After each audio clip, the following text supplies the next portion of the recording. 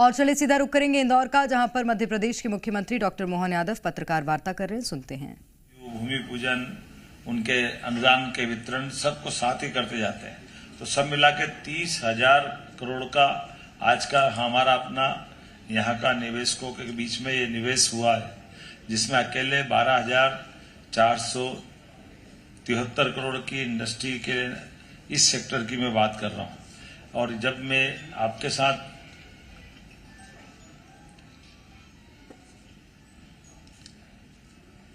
पंद्रह कंपनियों के आंकड़े की बात अगर करूँगा तो ये एस्ट्रोनॉटिक्स लगभग 3,000 करोड़ की, और इसके अपने जो सेक्टर हैं ये टेक्सटाइल की खास करके अपने अलग से उसकी पहचान है। ऐसे ही ये सोलर की एक कंपनी हमारी, ये बायो एनर्जी से लगभग 1200 लोगों को रोजगार मिलेगा। ये 1,500 करोड़ की इंडस्ट्री। इसी प्रकार से शारदा ग्रुप ने 1,600 करोड़ का निवेश की बात कही। ये फर्टिलाइजर क्षेत्र में, जिसमें 2,000 लोगों को रोजगार मिलेगा। IB सोलर 1,500 करोड़ का निवेश करेगी।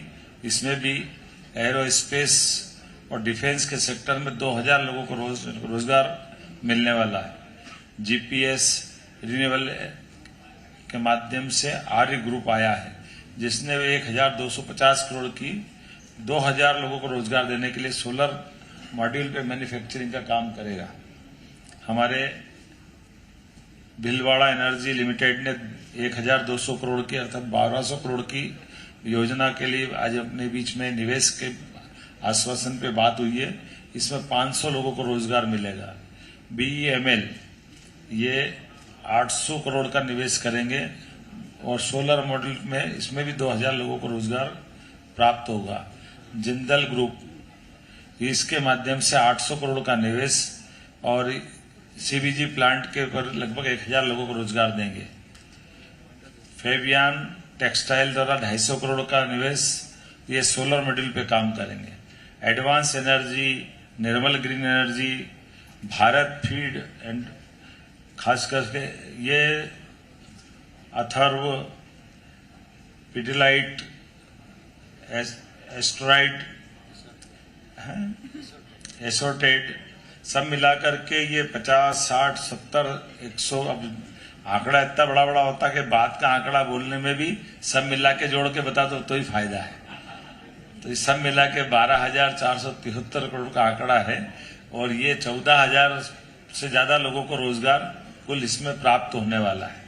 जब मैं आपसे बात कर रहा हूं तो हमारे लिए आज यहाँ निवेशकों के साथ हमारे राज्य सरकार के भी अलग अलग कामों के बारे में हमने अपने आंकड़े दिए हैं। जब मैं IIM इंदौर के साथ सिमस्त के सफल आयोजन की दृष्टि से सरकार ने भी एक MOU किया है। इंदौर भोपाल विकास प्राधिकरण के 12 निवेशकों के माध्यम से भी 2,784 करोड़ से अधिक के निवेश के प्रस्ताव हमको प्राप्त हुए, जिन पर भविष्य में अच्छे निर्माण कार्य होंगे, जिसके कारण से राज्य के बाहर के निवेशक इसमें अच्छा काम करेंगे। जल प्रदाय, सीवरेज, स्वच्छता, अधोसंरचना के लिए 5,454 करोड़ के अधिक के कार्यों का भूमि पूजन किया गया है। प्रधानमंत्री आवास के माध्यम से 65,000 से अधिक हितग्राहियों को 2,799 करोड़ के अनुदान को भी यहीं दिया गया है। नगरीय निकाय के अधोसंरचना के 1,320 करोड़ के से अधिक का अनुदान भी आज प्रदान किया गया है।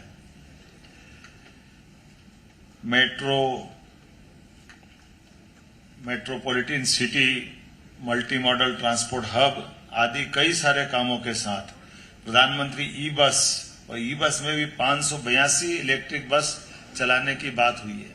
आज प्रमुख निवेशकों से जिनसे चर्चा हो रही है, हुडको के अध्यक्ष संजय कुलश्रेष्ठ जी, पटेल इंफ्रा के श्रीमान अरविंद विठल पटेल जी, ITC के आशीष पाल जी, MKC इंफ्रा के केतन पटेल जी, ओमेक्स ग्रुप के मोहित गोयल जी, मेडुला सॉफ्टवेयर प्राइवेट लिमिटेड के शांतनु शर्मा जी, राठी स्टील लिमिटेड के श्री ध्रुव राठी जी, मध्य प्रदेश होटल एवं रेस्टोरेंट एसोसिएशन के अध्यक्ष माननीय सुमित मिश्रा जी, टाटा सुमित सूरी, टाटा, वो हमको सुमित मिश्रा ही दिखता है,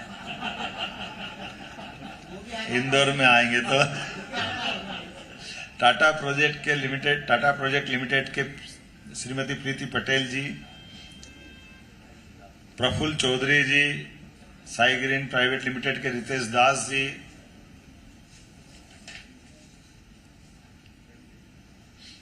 आज बदलते दौर में जिस प्रकार से ये रिस्पांस मिला है, आपको ध्यान हो कि पहले कुछ समय पहले हम इसको करने वाले थे, लेकिन इसको थोड़ा आगे बढ़ाया था। हमने कहा पर्याप्त तैयारी के साथ करें, और आज देश के सुनाम धन्य क्रेडाई के राष्ट्रीय अध्यक्ष से लगा करके वो सारे लोग आए जिनके माध्यम से हमको लगा कि हाँ, ये अपनी आयोजन उस गरिमा के साथ होना चाहिए जिसके लिए हम जाने जाते हैं।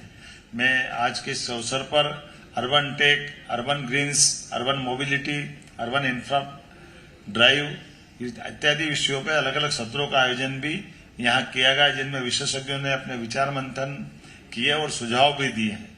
आने वाले समय में जो निर्माण के और इस व्यवसाय से जुड़े हुए बाकी पक्ष है, उस पूरे रूप को लागू करने के लिए सरकार का संकल्प है। मैं उम्मीद करूंगा ये आज से शुरुआत हुई है रियल एस्टेट के इस व्यवसाय को बढ़ाने के लिए। बाकी के हमारे और शहर ग्वालियर, जबलपुर, उज्जैन, रीवा, जैसा समय बदला उज्जैन, ये क्रमशः अब जारी रहेंगे। ये लगभग 1 साल तक अलग अलग करने के बाद फिर एक बड़ा कार्यक्रम इंदौर में करके एक चक्र पूरा करेंगे, क्योंकि रियल एस्टेट के माध्यम से बड़ी संभावना है और हमने आज ये संभावना के संकल्प की पुष्टि करते हुए कार्यक्रम को किया है।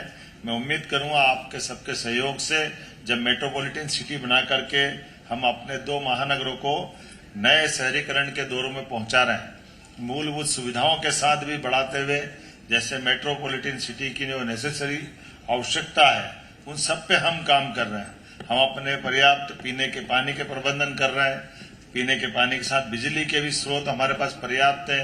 भविष्य की संभावनाओं को लेकर भी, जैसे रेल नेटवर्क के माध्यम से अब मालवा सीधे सीधे बंबई के एक नए ट्रैक की तरफ जा रहा है। जो परंपरागत रूट हमारा रवंतिका एक्सप्रेस के माध्यम से गुजरात के माध्यम से आता है, इंदौर मणमनार ट्रेन के माध्यम से अब सीधा इंदौर से होते हुए गुजरात निमाड़ के रास्ते से निकलेगा, बजाय गुजरात जाने के निमाड़ के रास्ते से बंबई जाने वाला है। आने वाले समय में इसी प्रकार से और नए नए प्रकार के, खास करके हवाई मार्ग पे भी हमारी काफी, इंदौर एयरपोर्ट को भी बड़ा कर रहे हैं, एयर कार्गो भी लाने की संभावना, उस पर भी हम काम कर रहे हैं। तो मध्य प्रदेश में जितनी संभावना है वो सब जोड़ करके ऐसे सारे बातों पे आगे चल रहे हैं। मुझे लगता है कि आज के इस इंडस्ट्री कॉन्क्लेव में जिस प्रकार से हमको इसका मौका मिला, मैं एक बार फिर इस पूरे आयोजन के लिए बधाई देना चाहता हूं। बिल्डिंग सिटीज ऑफ टुमारो के इस आयोजन में ये ग्रोथ कॉन्क्लेव एक तरह से मध्य प्रदेश की हुई है। मैं अपने दोनों मंत्री के माध्यम से आप सबका भी धन्यवाद करता हूं। सर, ऐसा कोई प्रोजेक्ट आपके जहन में, आपके जैसे एक डायनामिक मुख्यमंत्री से सर बहुत सारी इस प्रदेश को उम्मीदें हैं, शहर को है सर, ऐसा कोई सर एक प्रोजेक्ट आपके मतलब आपकी परिकल्पना में है जो एक शहर को, इस प्रदेश को एक अलग पहचान देगा, या मैं कहूँ कि एक विश्व स्तर पर उसकी पहचान ले जाएगा? सर, मैं मनीषा प्रभात किरण से। देखिए, आप 2 बात को देख लेंगे तो ध्यान मिल जाएगा। एक तरफ हम अपने इस राज्य की समृद्धि की तरफ भी आगे बढ़ रहे हैं, लेकिन एक दूसरा उल्लट हमारे गरीब से गरीब वर्ग भी हुकुमचंद मिल के मजदूरों का समाधान करके हमने अपने राज्य की पहचान संवेदनशील राज्य के नाते भी की, सरकार की संवेदनशीलता भी बताई।